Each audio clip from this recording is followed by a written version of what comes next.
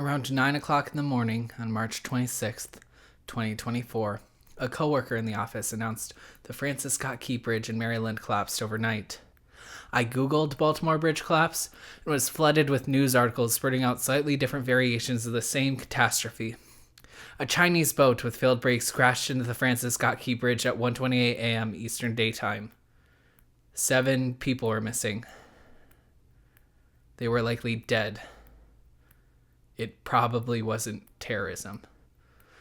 Once I noticed the repetition of the sparse details, I added Wiki to my search results and found a freshly minted, very simple page with nearly identical information. A boat with failed brakes crashed into the Francis Scott Key Bridge at 1:28 a.m. Eastern Daytime. 7 people were missing, likely dead. The President and the Secretary of Transportation were set to speak on the tragedy soon. The bridge collapsed, and within hours, user Hal333 had created the Wikipedia page with a couple of keystrokes. The Francis Scott Key Bridge collapsed on March 26th, 2024. That's it. That's all that was needed to record the event. It's all Hal333 could offer. It's all nearly any individual person could offer in the midst of tragedy. See something, record it, share it, rot, repeat. Add one more file to our library of phantoms. While the bridge did collapse, the Wikipedia page could not offer anything new, only repetitions of the event in its offline wait. In order for cyberspace to recognize something, an experience must first happen offline. Someone must feel something. There can be no wiki without the bridge first collapsing, us in turn considering the collapse worthy of a whole new page. It's only after the worthwhile event happens that users begin the desperate work of catching up. The Wikipedia page Francis Scott Key Bridge collapse grew in the following week, devouring and regurgitating information from dozens of articles and news outlets, with 229 cited sources by the end of May. The wiki included short biographies of those who died in the accident, alongside a timeline of the collapse with specific architectural information, economic impacts, and responses to the tragedy. The page continued to grow. I continued to come back to it, taking screenshots of all the changes. Later, I would learn Wikipedia keeps archives of every change and addition made to a given article, but at the time, recording the response was the only thing I could think to do in the midst of that. Recording recordings for some future project offered a sense of action and purpose, when in reality, I knew I had nothing to offer. I did not write, I did not edit, I did not moderate the page. Instead, I watched while others completed that desperate work. For a while, there was a video on the page of the boat hitting the bridge and the following collapse with 7 maintenance workers, presumably somewhere in the dark. Their last moments captured in an MP4 file, there but invisible. Upon refreshes and revisits, I noticed someone took down the recording, presumably after it was deemed, at best, distasteful, but the change did little to influence the wiki as a whole. There was no meaning in that video, just as there was no meaning in the collapse, no secret in the violence of the accident. But the details and the mythology of the bridge collapse grew through this desperate need to find something. Anything. But sometimes a boat's brakes fail and it crashes into a fracture-critical bridge. Sometimes tragedy happens and we can point towards outdated architecture or legislation or economics or some other systemic wrong that we should right. Some desperate desire. But that alone doesn't reverse our pain or encourage personal action. Often we fail to agree on a meaning and we end up depersonalizing the tragedy.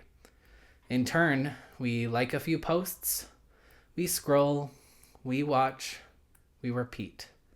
People die, we donate, we comment, we write, we record, we repeat. We do what we think we can. It's not entirely the internet's fault, but it would be wrong to consider cyberspace a true solution to most of our world's problems. It would be wrong to assume our time is best spent reacting to the latest tragedy, so those we do not know will see we reacted in good taste. It would be wrong to sell generative software as a notable strategy for sharing knowledge without bias, fixing some ill. It would be wrong to consider us with our skin and bone and sinew as being online. And not only that, but from my generation on, being online natives. If we were, we wouldn't have any future problems or debates over land use or housing or food insecurity. If we were truly online, truly digital, we would never be alone and we would never be bored. We would have no need for bridges or cargo ships. We would never get sick or hurt. But we are not online. You are not online. You are still. Eyes buzzing across the screen. Fuzzing slightly. Rotting. Bed rotting also has a Wikipedia page. It's very short, little more than a definition, but it's still there. Bed rotting is a phrase from social media wherein a person stays in bed for an entire day without engaging in daily activities and chores. Many who partake in bed rotting commonly spend their time on their smartphone or reading a book. The behavior may have a negative impact in individuals experiencing depression along with being a symptom of depression. Some observers have interpreted this as a reaction to stress and/or anxiety. Lifehacker has described bed rotting as the joy of missing out. I guess it's real now. There's an internal allure to rotting the short paragraph captures and its slight distancing from the internet. While a large majority of us are rotting on our phones, when we excessively read or binge TV or overindulge in video games as an excuse to stay away from the world, we are engaging in the same sort of philosophical practice. The world sucks. It'd be better to separate oneself from it and escape. I could write odes to rotting, to this ecstasy of giving up, to years of rest and relaxation. It's so much easier to argue for why Sisyphus needs a nap or an hour scrolling than to argue for his happiness rolling his boulder. When I'm offline, I don't need to be happy. I don't need to be sad or angry or hopeless or caring or kind or funny or interesting or appealing or present in the slightest. Users and platforms may attempt to get me to feel those things, but none of them are actually a requirement for my scrolling, my rotting. Online, I can lose myself to my avatar, erase my body, my blood, my wants. I can build up a whole new world of skeuomorphisms where everything is constructed to manage my desires, keeping me sedated enough to the point where pain is a memory which rushes in only when I'm away from my keyboard. I can build a shitty utopia funded by personalized advertisements. Online, I don't have to think about bridges. In cyberspace, I can address nearly all my desires. Cyberspace dissipates my every want when I'm engaged enough. I offer up my data, my identity, my soul, and in return, cyberspace offers me comfort. While awake, I am dazed and content, separate from myself and my thoughts and my feelings. Some days, the only light I see comes from my phone screen or a gap in the blinds. It's terrible. It sounds terrible, but it feels glorious. And even though I find myself wanting this experience of rotting on the internet to be real and valuable every so often when existence tastes bitter, I remind myself the internet offers no real escape. Whatever I do there will be inconsequential. It won't be real. Desire, though, thrives on what is not real. Wanting as an object walks hand in hand most often with experience. Something isn't happening. You want it to happen. You want to see something imagined into fruition, so you may experience the wanting being addressed. There is, though, that problem of desire which philosophers like Andrea Long Chu situate their work around. You can want something all you want without seeking or experiencing its fruition. In this trap, you don't want the thing, you want the fantasy, the feeling. You can do different things that address that desire, but don't actually bring the desired thing into fruition. Like when you offer your time and energy to a Wikipedia page, you want to feel like you're being useful.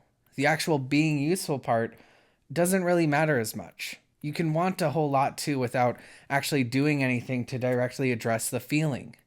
You can write all about your humanist critique of the internet on a Google Doc while sitting alone in a coffee shop. You can pretend like you aren't complaining, like you aren't also isolating with headphones in the otherwise lively cafe. You can sit there, swapping your view from your keyboard to the blue sky outside, and think about how it might be best to throw the whole web out. Abandon the project, delete your subscriptions, lock your phone and laptop and headphones into a small briefcase to be kept under the sink. But then you'll reflect on all the qualities of cyberspace, and it turns out this feeling of disgust towards the digital is only half true. Because you make donations online, and those are real.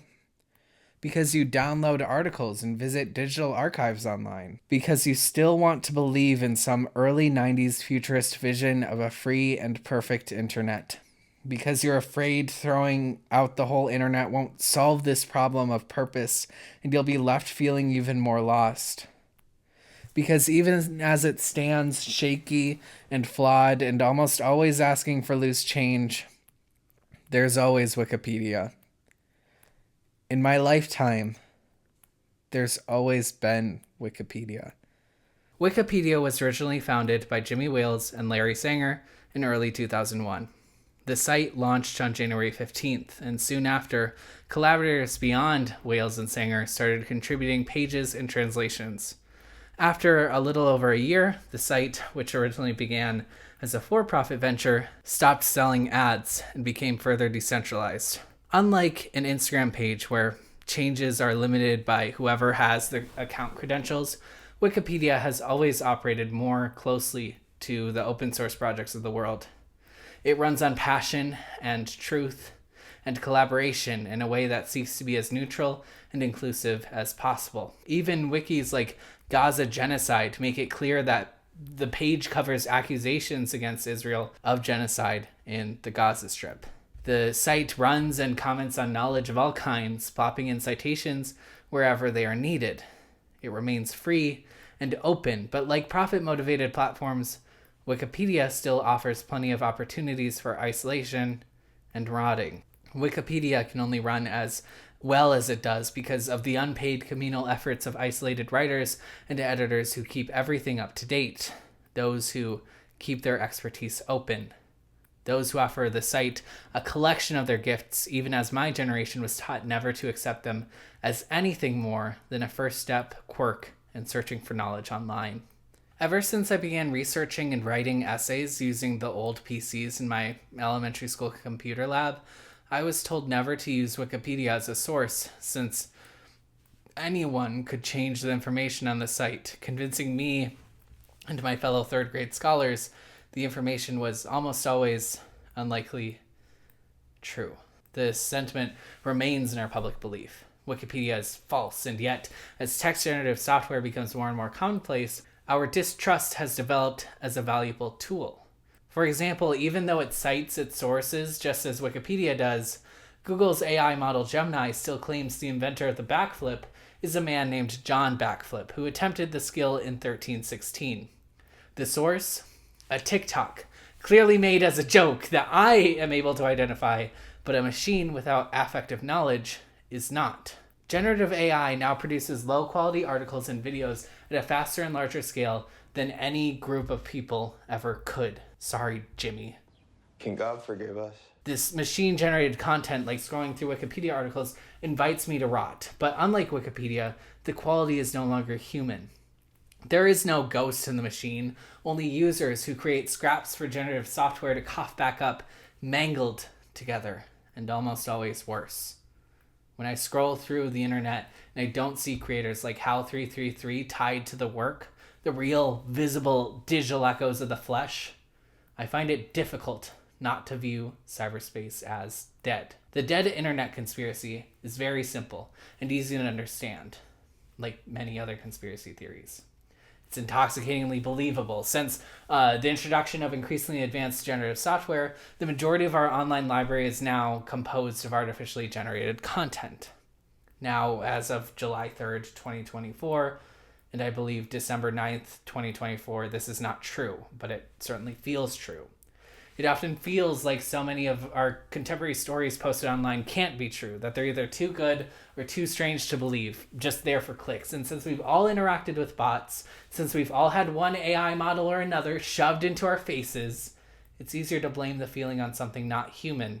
Or as scholars Renzella and Rosava put it, we know the sense in which the internet we knew and loved is dead. A warm welcome to our new internet, now with more isolation, more integrated advertising strategies, more radicalization, more bots, more androids, more algorithms, more tests. All important pillars of an internet sold as social. With corporations increasingly adopting bots, it's not hard to view the Turing test in turn as a bit of a trick. The test is very simple. You chat with an entity through a computer, typing your message away. Then you decide, after a series of messages, if you are talking to a robot or a person. We are asked to accept that our answer reflects more on the quality of the robot, the humanity of the machine, rather than the quality and humanity of ourselves. It's not hard to believe. I mean, everything seems impossibly complicated up until the moment we can understand it. We've studied stars, used atoms to build bombs. So maybe in that same way, humans too can be understandable enough to make a convincing copy of us. Thousands of edits have been made to the Turing test wiki over the years, to the point the writers have drifted beyond the actual content of the test and its corresponding paper to philosophical critiques, artificial learning models, and various conferences about the subject. It would not surprise me if a couple of these edits were generated partially through language models like ChatGPT, a functioning Turing test within the text, but I would like to believe the core of Wikipedia has remained the same over the past 20-odd years.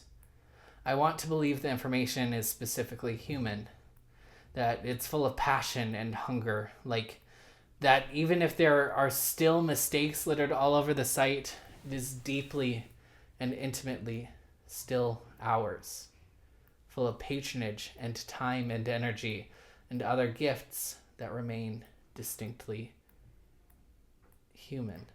In his essay, Open Source is Not About You, Rich Hickey argues the creators of open source software do not owe software users anything. Instead, Hickey argues developers should treat any given open source project as a no-strings-attached gift.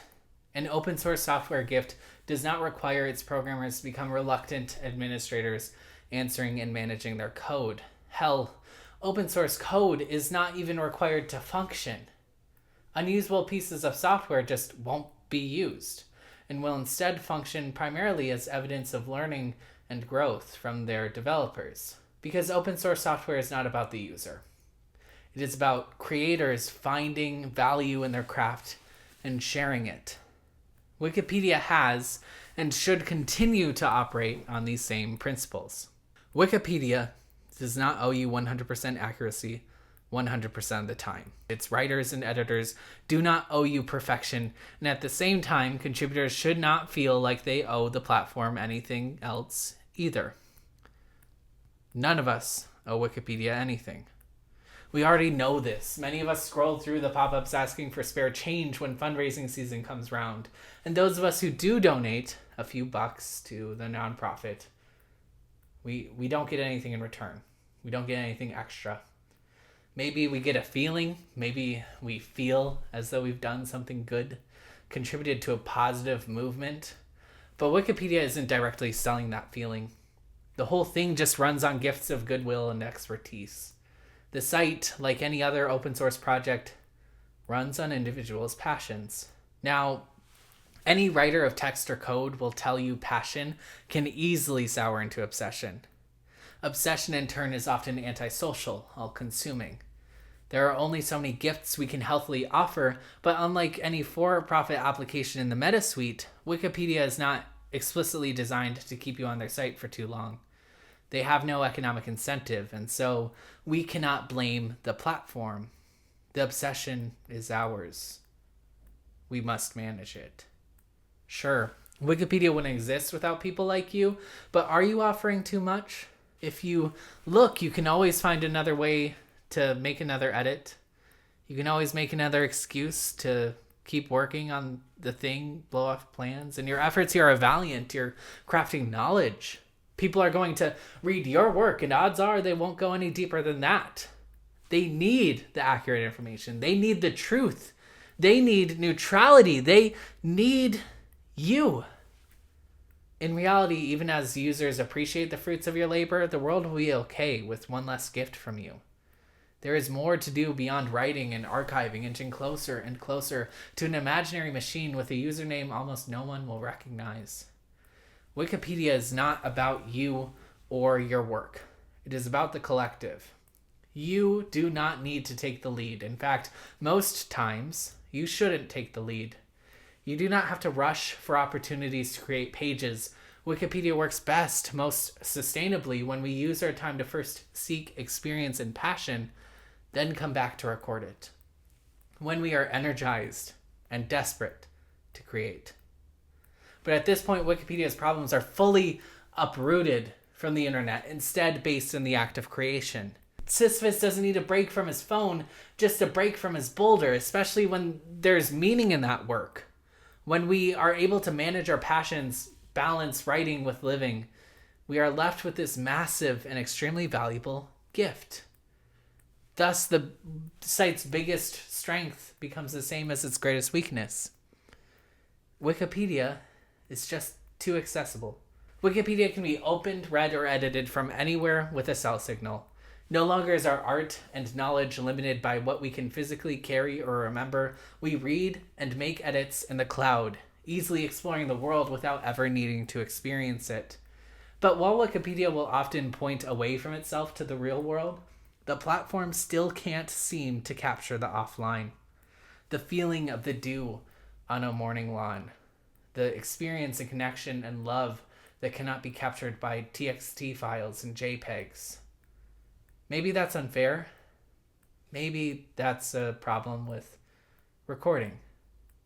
Well, writers like me can describe an experience in such detail you can imagine the feeling. We cannot actually offer you experience beyond the affect our words can offer. We cannot offer the sun or a breeze or the soft brush of Kentucky bluegrass, the pure sound of a stream. We can only offer memories, archives, details, and the only way we are even able to offer this is by first experiencing them ourselves. In order to be a good writer, a good recorder on Wikipedia or anywhere else, we must first go outside. We must experience, we must bleed and sweat and break, lose our breath in beauty and exhaustion. We must allow ourselves, first, to rot.